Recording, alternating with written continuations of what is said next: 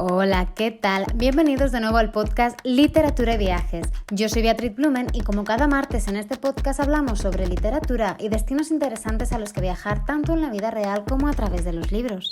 En este episodio disfrutamos de una entrevista con Helena Clark. Helena Clark es una escritora viajera romántica que ha escrito un libro maravilloso llamado El paraíso de las mil islas y que también está basado en Bali. Hoy la autora y yo hablaremos de batallitas viajeras y un poquito sobre la historia de Bali que ella descubrió al investigar y documentarse para su novela. ¿Empezamos?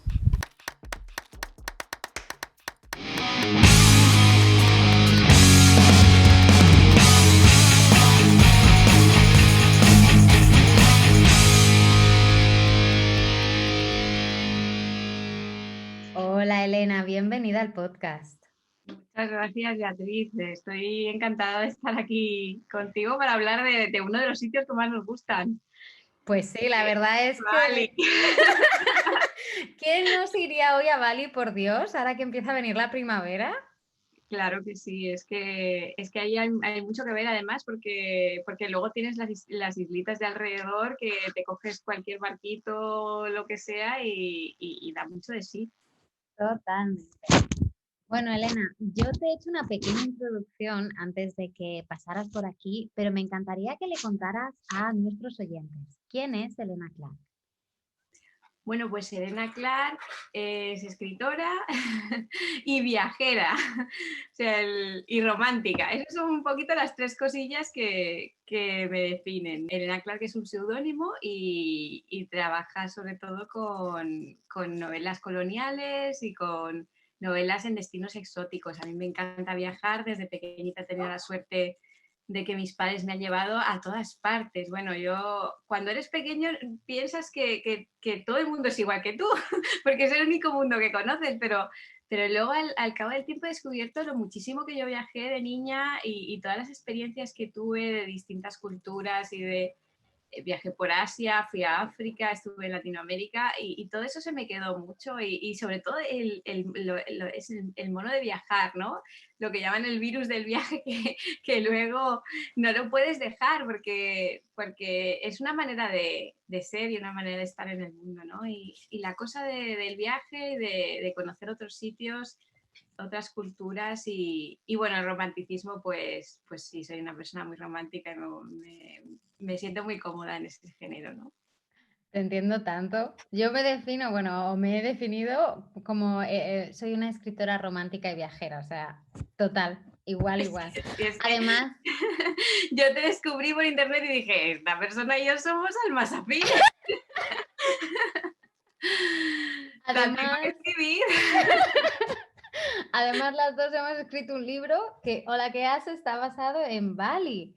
Y he de decirte, bueno, ya te lo estaba comentando, se lo estaba comentando a Elena antes de que empezáramos a grabar para el podcast, pero bueno, nos hemos leído cada una el libro de la otra y me lo ha hecho pasar fatal. Fatal, fatal, fatal, fatal. Porque es que me han entrado unas ganas de agarrar el pasaporte y la maleta y volar al otro lado del mundo. O sea, qué maravilla. Enhorabuena por esa pedazo de novela, El paraíso de las mil islas. Súper recomendada a todo el mundo. Muchas gracias, Beatriz. Pues nada, yo estuve leyendo también en la misma semana Un otoño en Bali y la verdad es que me lo leí enseguida, entre de 2 y 3 días, porque me lo estaba pasando muy, muy bien y además me recordaba tanto a esas experiencias, lo que decíamos, ¿no? El estar allí en un país exótico, el encontrarte con gente que también está de paso, esa experiencia del viaje. Y luego, pues las partes románticas están muy profundizadas, está muy bien llevado pues toda la historia con el personaje de Roberto. Creo que todas tenemos por ahí alguna historia complicadilla y te ves muy bien ahí, ¿no? Pero esa combinación y lo que te decía antes, que toda la parte del yoga y los chakras la parte de transformación que tiene el viaje, ¿no? Esa forma de trabajar sobre ti mismo, ¿no? Es lo que es al final. Pues eso no lo conocía. Sí que me recordó un poco en esa línea Come, Reza, Ama, ¿no? Supongo que es una referencia.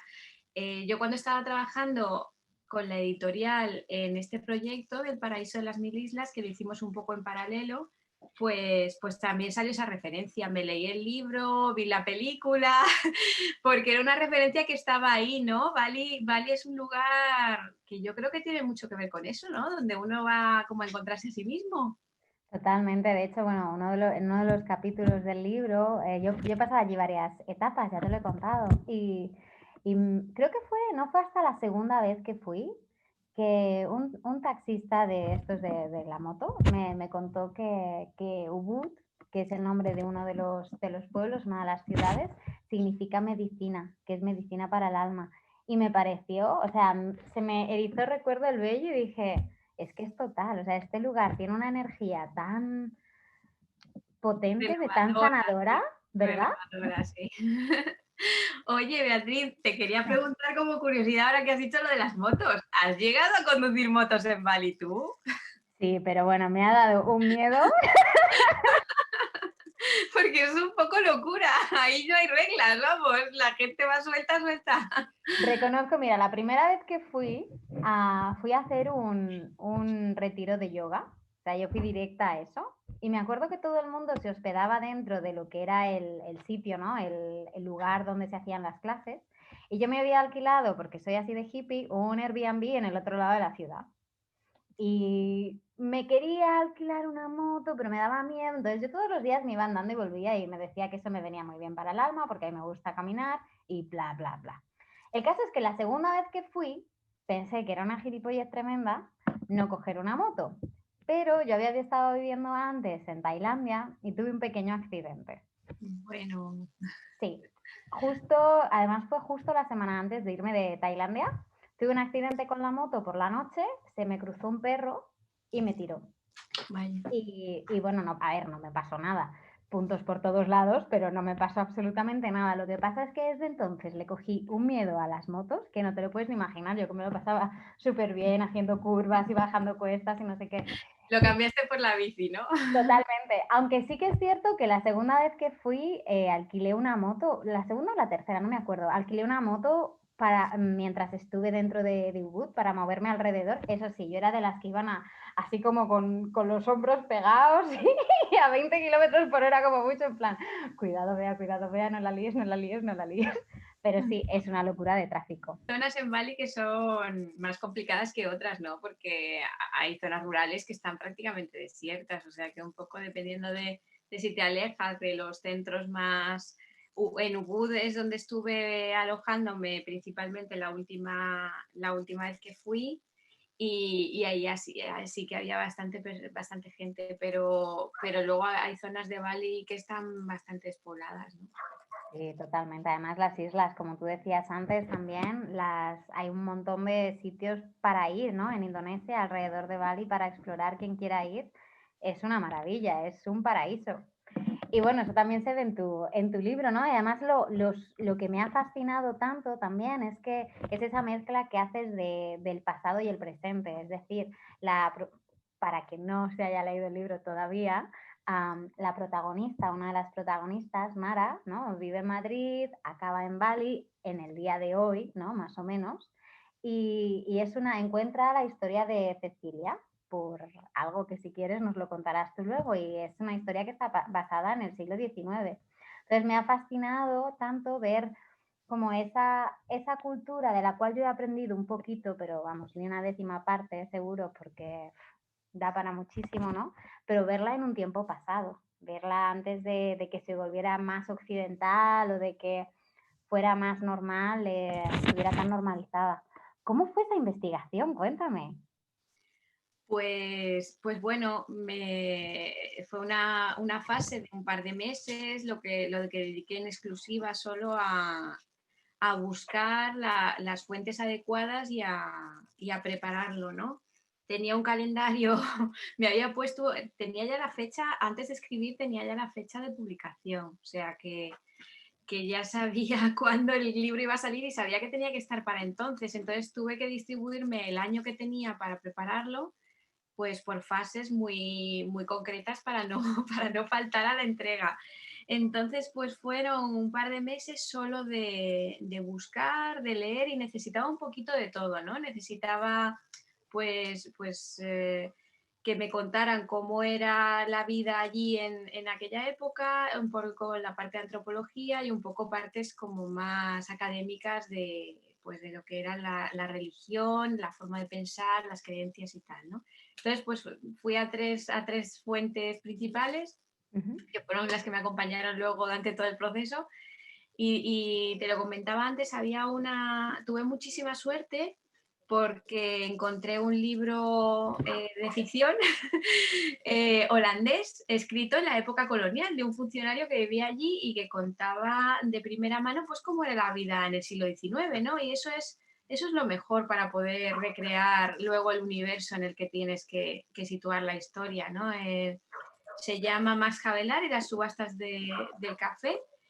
Y él contaba toda la vida colonial, cómo eran las fiestas de los colonos que estaban allí, qué es lo que se comía, cómo era el sistema de administración, cómo llevaban las cosas, cómo se comportaban los reyes balineses, las dificultades que tenían. Bueno, eso que tú llamas la salsilla del día a día, ¿no?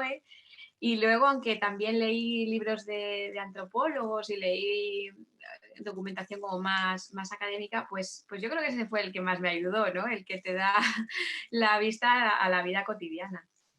Pues enhorabuena porque has hecho un súper trabajo. La verdad es que ha sido como estar allí y es maravilloso para los que habéis estado en Bali. O sea, la novela de Elena Clark te hace viajar, o sea, no solo viajar a Bali, pero viajar a Bali en el tiempo también. Entonces, todos esos paisajes que has visto, todos esos lugares que has experimentado y que probablemente si has estado alguna vez cierras los ojos y puedes verlos, puedes sentir un poco como de dónde vienen, ¿no? Es como conectar más con la esencia del sitio. Así que, ¡buah!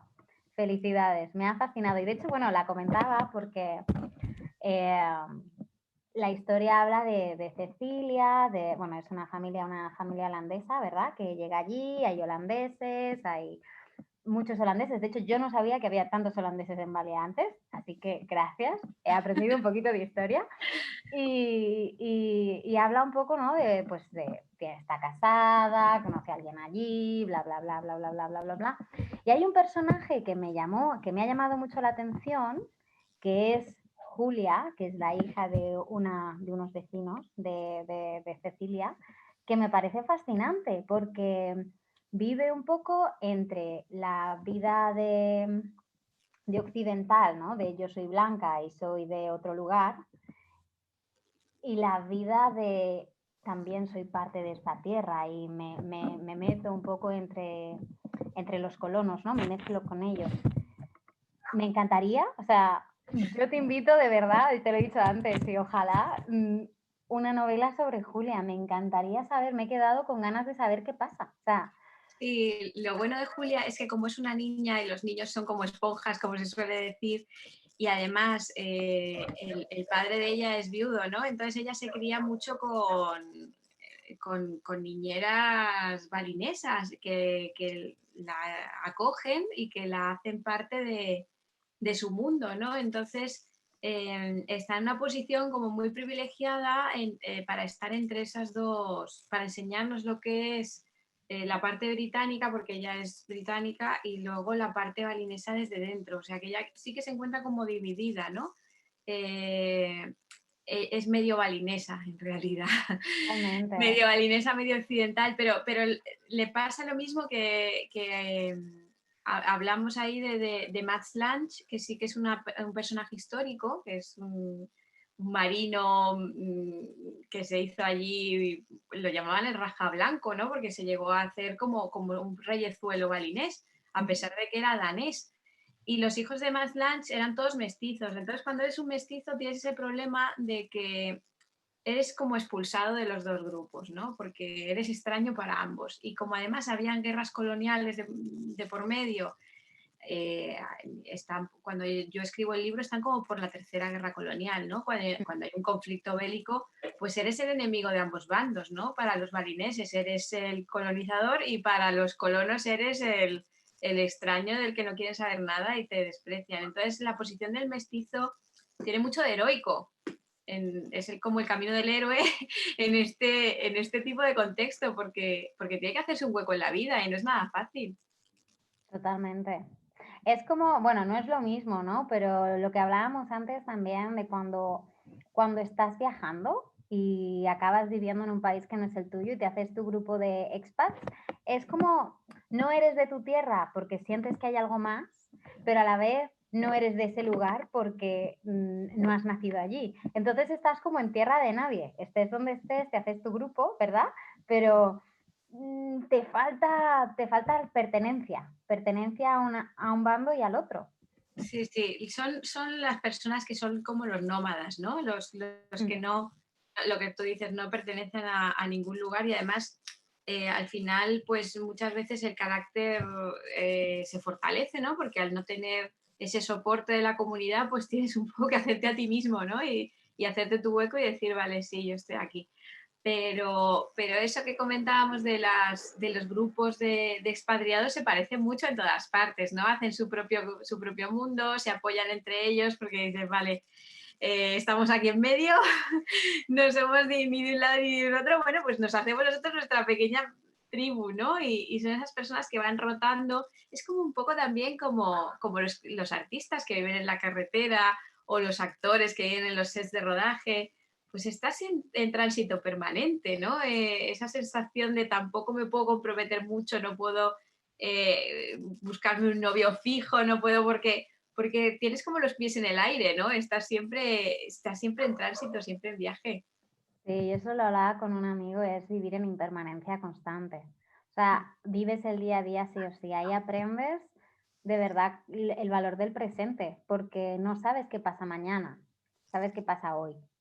Y eso también te ayuda un poco, ¿no? A tomar conciencia de la importancia, yo creo. Bueno, cada uno yo creo que si viajas o pasas una temporada en impermanencia, ¿no? Fuera de casa, en tierra de nadie, ¿no? Sin ser de un grupo o de otro. A, a cada uno le enseña algo, pero una de las cosas que a mí, por ejemplo, sí me enseñó es eso, el valor del tiempo y el valor de quién eres, de que cada día cuenta y lo haces tú contar. Al final está en tus manos. Me comentabas antes que tú también has vivido fuera de España por temporada, ¿sí? Sí, sí, no tan, no de forma tan exótica como tú. Yo he vivido en Irlanda y he vivido en Bruselas y conozco cómo son esos grupos como de expats, ¿no? De expatriados. Sí que tengo muy, muy presente una vez que estuve en Laos, en un pueblo llamado Luang Prabang, que es maravilloso. Si te gusta Bali, Laos es un lugar que tiene muchísima paz, no está nada explotado a nivel turístico y vamos, yo siempre lo recomiendo porque me pareció maravilloso. Y veía en los cafés a los chicos y las chicas occidentales que se notaba que llevaban ahí un montón de tiempo, ¿no? Que tenían sus cuadernos, que escribían, que leían y yo decía, ¡qué envidia! Si pudiera me venía un mes aquí con un cuaderno y estaba porque sí, tiene que ser una experiencia maravillosa. La verdad es que me gustaría mucho poder hacerlo alguna vez, ¿no? El tener un mes por delante de decir, vamos a ocuparnos de otras cosas, ¿no? Porque cuando estás en el Occidente, en el día a día, te estás ocupando de mucho, pero hay partes de exploración de ti mismo y de conexión con la naturaleza y de reflexión y tal que las tienes completamente desatendidas, ¿no? Necesitas separarte un poco, coger esa distancia y estar en un lugar que te permita conectar con esas otras partes de ti mismo, ¿no? Y del mundo, ¿no? En Laos todo va tan despacio, solo el hecho eso también lo describo en la novela, ¿no? Solo el hecho de ver a una persona con unos bueyes recorriendo el campo de arroz o esa cadencia de las cosas naturales que es diferente a todo el estrés que arrastramos aquí, ¿no? Te hace que tu ritmo baje y vuelva a conectarse con el ritmo natural. Aparte de una novela maravillosa, ¿qué te llevas de Bali? Pues yo creo que la paz, ¿no? Esa sensación de paz y sí, esa riqueza esa profundidad de la mirada, ¿no?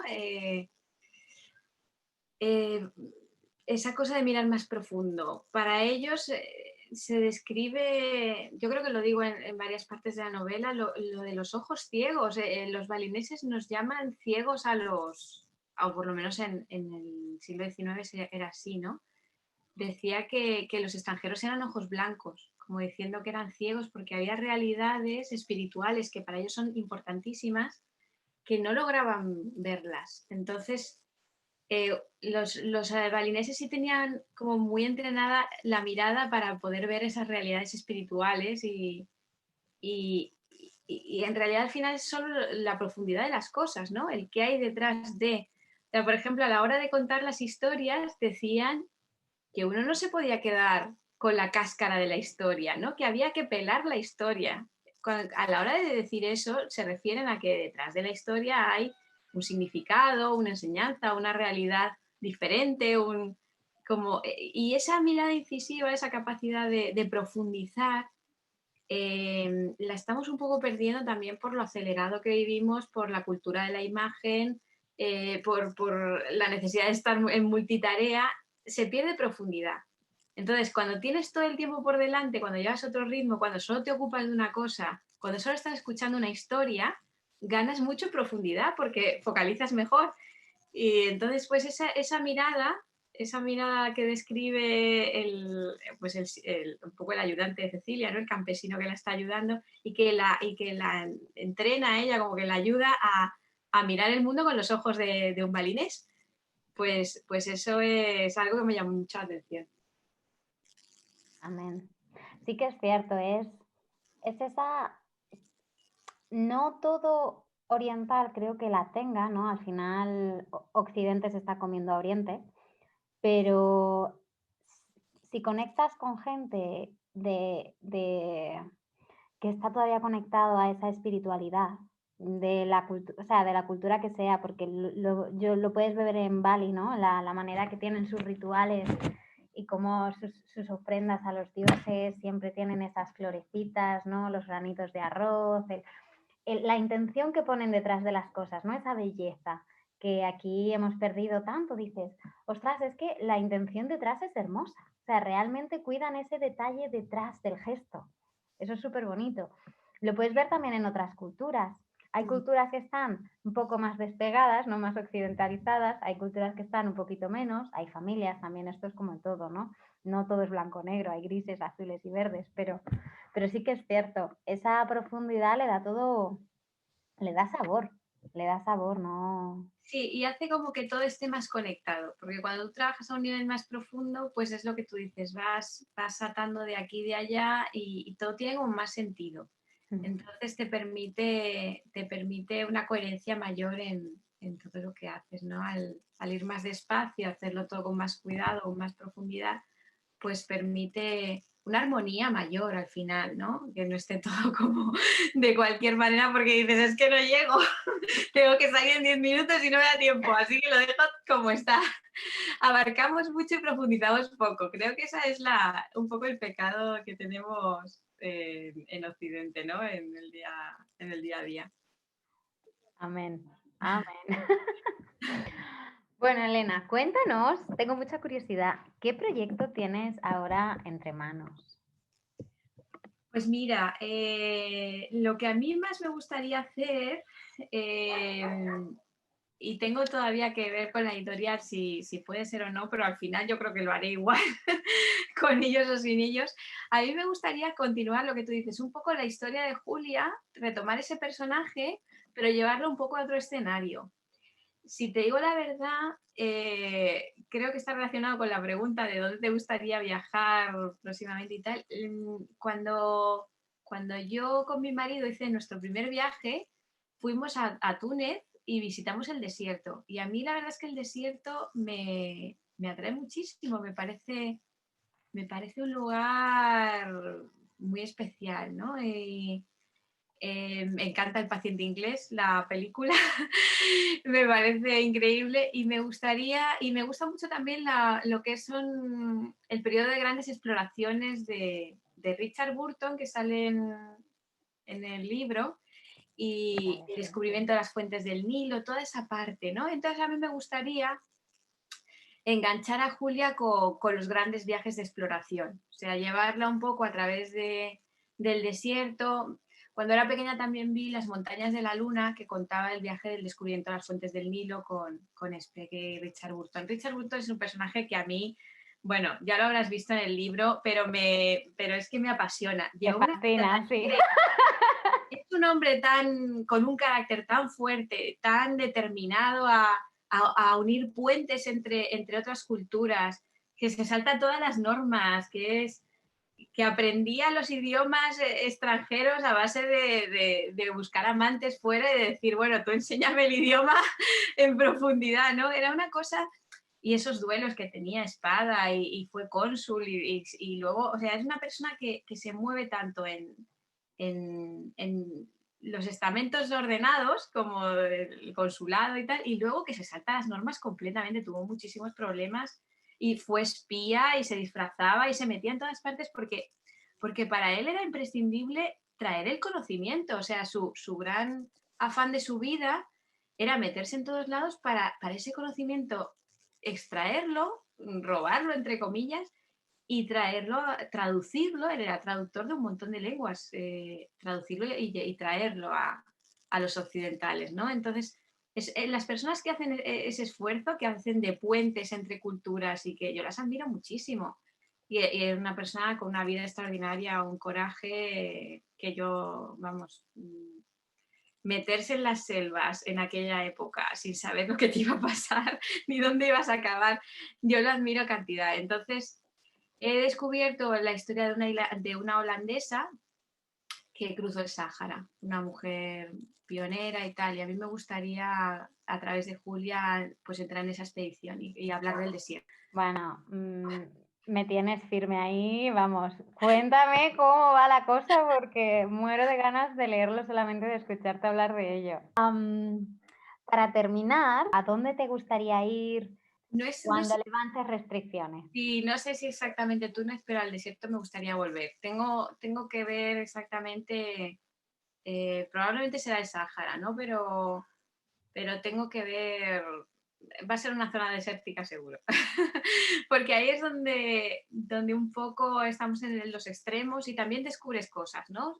Al final se trata de descubrir cosas sobre ti mismo, ¿no? Y ponerte a prueba, experimentarte respecto al paisaje y respecto a sus gentes y cuando viajas entiendes muchas cosas que estando de lejos no las ves, ¿no?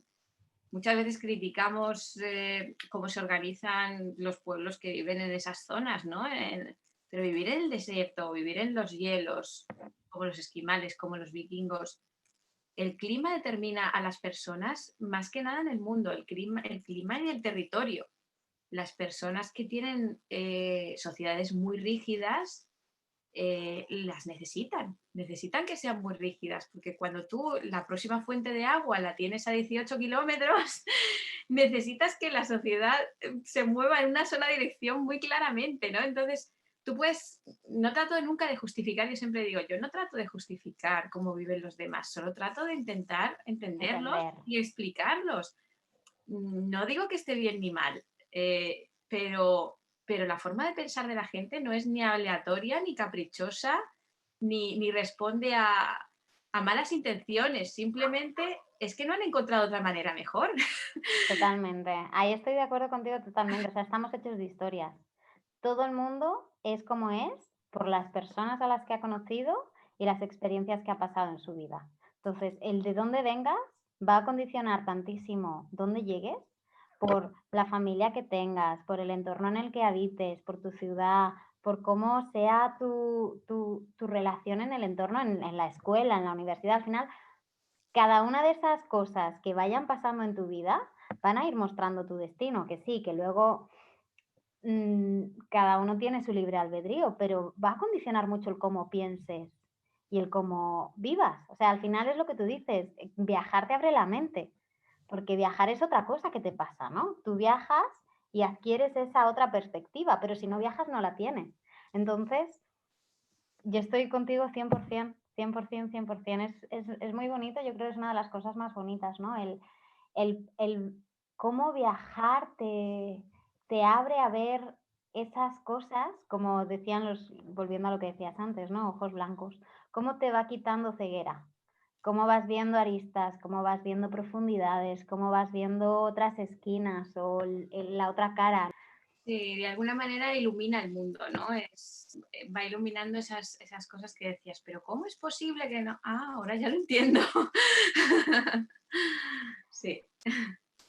Elena, si quisieras recomendar o si pudieras recomendar a la audiencia un autor, una autora o tu libro favorito, ¿qué nos recomendarías? Los de viajes de Richard Burton me fascinan, ¿no? O sea que yo intentaría leer literatura escrita por los viajeros, por los propios viajeros, ¿no? Es muy bonita. ¿Cuál es tu color favorito? Pues el turquesa, como las aguas de Bali. ¿Cuál es tu estación favorita? Pues el verano. Estamos igual deseando que llegue el calor. Y bueno, para terminar, si quisieras, suelo cerrar las entrevistas preguntándoos a los autores que venís si quisieras compartir un aprendizaje personal que haya llegado a tu vida en esta última etapa, ¿cuál sería? Pues mira, que no se puede generalizar.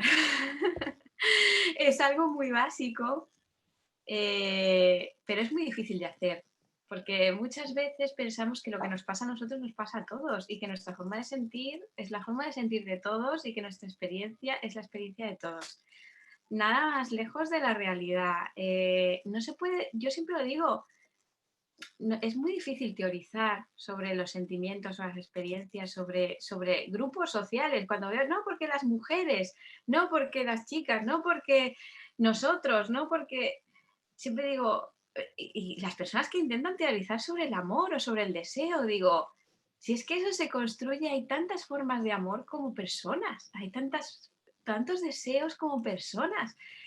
No se puede generalizar nunca. E incluso las experiencias de la pandemia, hay gente que no lo va a decir, pero no ha sido igual para todos, no ha sido igual para todos y los sentimientos que tenemos siempre con el paisaje, con el viaje, con las personas, con nosotros mismos, con nuestras formas de relacionarnos siempre son diferentes. Entonces, hacer ese esfuerzo siempre de decir, vale, lo que yo tengo en mi mente, lo que yo siento, lo que tengo en mi corazón, no tiene por qué ser lo que le pasa a los demás. O sea, es eso. Muchísimas gracias por compartir. Pues nada, muchas gracias Beatriz a ti por invitarme a esta charla tan chula, a este desayuno, a este ratito tan agradable y a leer tu libro Un otoño en Bali que me ha encantado, lo he pasado fenomenal. Lo mismo digo, la verdad es que repetimos cuando quieras y bueno, ya tienes una lectora aquí, fan número 1, esperando la... Muchísimas gracias por escucharnos una semana más. Espero que hayas disfrutado de esta entrevista con Elena Clark y no te pierdas su libro El paraíso de las 1000 islas. La semana que viene tengo una invitada súper especial, una entrevista que me hace mucha ilusión compartir contigo porque la debo el haber dado mis primeros pasos dentro de este mundo de la literatura. Ella es mi mentora, mi profesora y una mujer maravillosa.